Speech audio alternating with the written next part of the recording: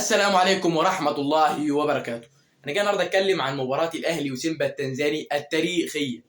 واحد يجي يقول لي أنت ليه بتقول عليها تاريخية؟ ما هي مباراة زي أي مباراة. كمل معايا الفيديو الآخر، بس قبل ما نبدأ صلي على النبي عشان تاخد حسنات وأنا آخد حسنات. ولو أنت مش متابعني فانزل تابعني عشان يوصلك كل جديد.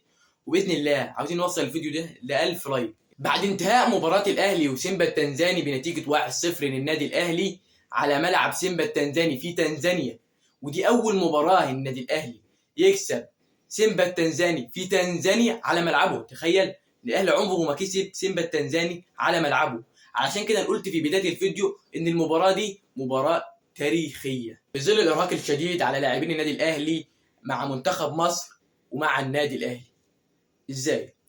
يعني منتخب مصر لعب أمام نيوزيلندا في كأس العاصمة الإدارية وفاز بنتيجة 1-0، ولعب أمام كرواتيا في النهائي كأس العاصمة الإدارية ومنتخب كرواتيا فاز على منتخب مصر بنتيجة 4-2. ثم انتقل لاعبين النادي الأهلي من مصر لنيوزيلندا، من مصر لتنزانيا لمواجهة سيمبا التنزاني في تنزانيا وعلى ملعبه، وبالتالي فاز النادي الأهلي على سيمبا التنزاني على ملعبه. ودي أول مباراة النادي الأهلي يكسب سيمبا التنزاني وعلى ملعبه.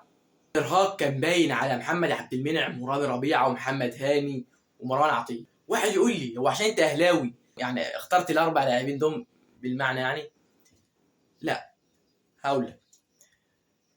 المباراتين اللي لعبهم منتخب مصر في كأس العاصمة، الأربع لاعبين اللي أنا اخترتهم دول شاركوا في المباراتين كأساسي، وبعد انتهاء البطولة انتقلوا لمواجهة سيمبا التنزاني في تنزانيا، يعني سافروا لتنزانيا عشان يقابلوا سيمبا التنزاني. يعني كمية إرهاق كبير على اللاعبين، وغيابات النادي الأهلي كتير زي محمد الشناوي وإمام عاشور وأليو ديانج وياسر إبراهيم وكريم نيدفيد ومحمود متولي، يعني لعيبة بالجملة. وارجع أقول لك تاني إن الأهلي بمن حضر. اسمعها مني، الأهلي بمن حضر. يعني الأهلي إذا سواء لعب باللعيبة الأساسية أو لعب باللعيبة اللي على الدكة، أهلي بمن حضر. كده يبقى انتهت حلقتنا، واشوفكم في حلقة جديدة، وما تنساش تعمل لايك للفيديو واشتراك للقناة علشان يصلك كل جديد.